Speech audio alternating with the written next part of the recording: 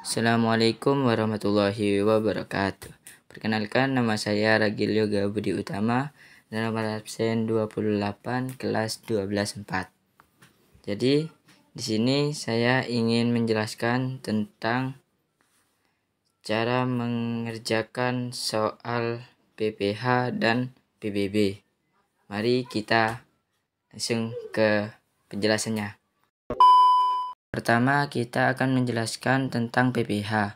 Pengertian PPH adalah pajak yang dikenakan atas penghasilan yang diterima atau diperoleh oleh wajib pajak, baik itu orang pribadi maupun badan atau perusahaan. Pajak ini termasuk dalam kategori pajak langsung, yang berarti bahwa pajak ini dibayar langsung oleh wajib pajak berdasarkan penghasilan yang mereka terima. Dan di Indonesia, PPH diatur dalam Undang-Undang Nomor 7 Tahun 1983 tentang pajak penghasilan dan perubahannya. Ada beberapa jenis PPH yang berlaku, antara lain: yang pertama, PPH orang pribadi, pajak yang dikenakan atas penghasilan yang diterima oleh individu. PPH ini bersifat progresif, yang berarti semakin besar penghasilan, semakin tinggi presentasi pajaknya. Dan yang kedua, PPH badan pajak yang dikenakan atas penghasilan yang diperoleh oleh badan usaha atau perusahaan. Besaran tarif PPH badan biasanya lebih tetap dan tidak progresif. Dan yang terakhir, PPH final pajak yang dikenakan atas penghasilan tertentu yang sudah dianggap final. Artinya, setelah dipotong pajak, tidak ada kewajiban pajak lagi yang terkait dengan penghasilan tersebut. Contohnya, seperti pajak atas transaksi jual beli saham atau penghasilan dari usaha mikro. Dan PPH sangat penting dalam sistem perpajakan suatu negara karena merupakan salah satu sumber pendapatan negara yang digunakan untuk membiayai sebagai program pembangunan dan pengeluaran negara. Tarif PPH di Indonesia.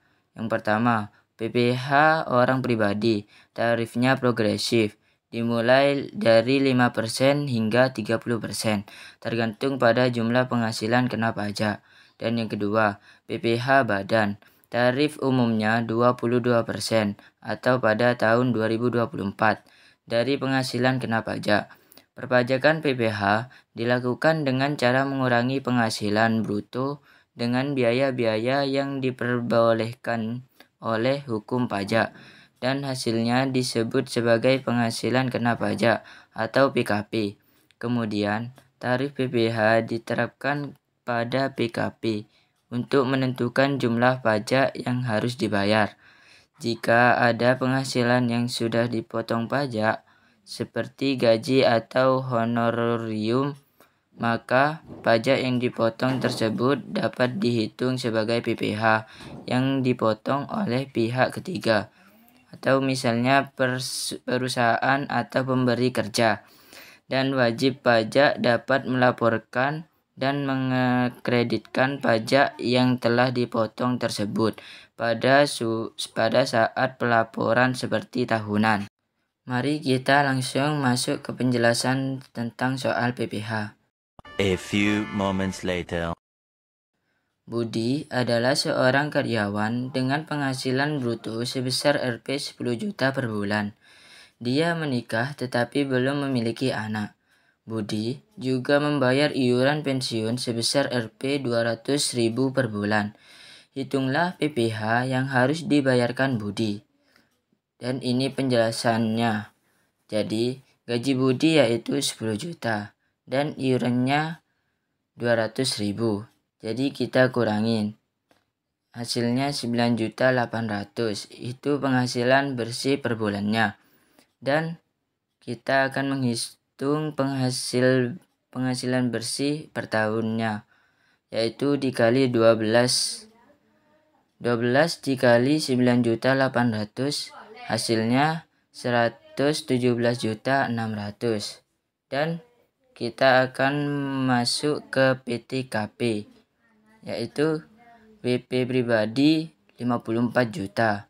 Dan karena kita sudah kawin tapi belum memiliki anak, yaitu ditambah 4.500.000. Dan jumlah PTKP-nya yaitu 58.500.000. Dan kita akan menghitung PKP-nya, yaitu dengan cara penghasilan bersih per tahun dikurangi dengan jumlah PTKP-nya, yaitu hasilnya 59.100.000. Dan PPK terutan yaitu 5% dikali 59.100.000 sama dengan 2.955.000. Mari kita lanjut ke pembahasan yang kedua, yaitu tentang PBB.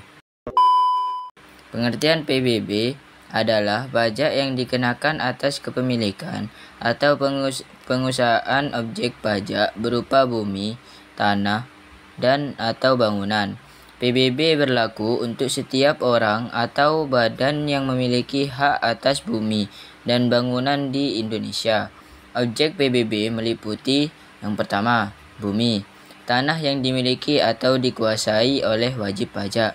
Dan yang kedua, bangunan, yaitu struktur yang berdiri di atas tanah seperti rumah, gedung, dan lainnya. PBB dihitung berdasarkan nilai jual objek pajak atau NJOP yang ditetapkan oleh pemerintah daerah. Pajak ini dipungut oleh pemerintah daerah dan digunakan untuk pembayaran pembangunan serta pelayanan publik.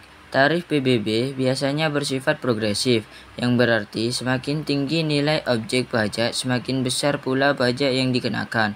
PBB juga dapat dibebaskan atau dikurangi untuk beberapa objek tertentu, seperti rumah dengan nilai NJOP rendah atau tanah yang digunakan untuk kepentingan umum.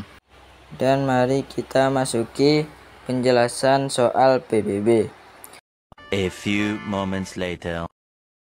Tuan Ahmad memiliki sebuah tanah seluas 500 meter persegi dengan nilai jual tanah Rp 1 juta per meter persegi. Di atas tanah tersebut terdapat bangunan seluas 200 meter persegi dengan nilai jual bangunan Rp 2 juta per meter persegi. Berdasarkan ketentuan daerah, nilai jual objek pajak tidak kena pajak atau NJOP-TKP adalah Rp 12 juta. Tarif pajak bumi dan bangunan atau PBB adalah 0,5%. Hitunglah PBB yang harus dibayar Tuan Ahmad. Dan berikut penjelasannya. NJOP yaitu tanah. Luas tanah dikali jual tanah yaitu 500 meter persegi dikali 1 juta sama dengan 500 juta.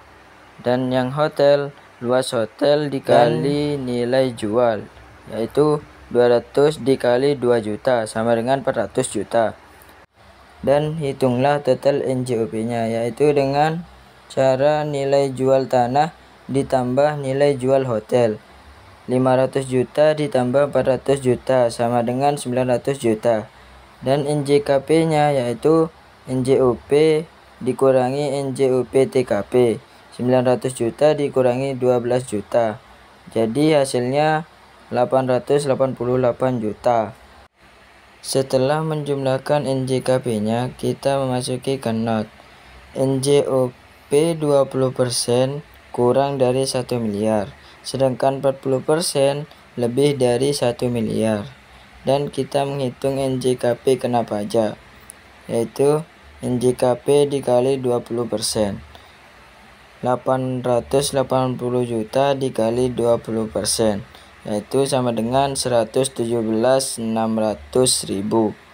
PBB tarif pajak dikali NJKP kena pajak 0,5% dikali 117.600.000 sama dengan 800 juta.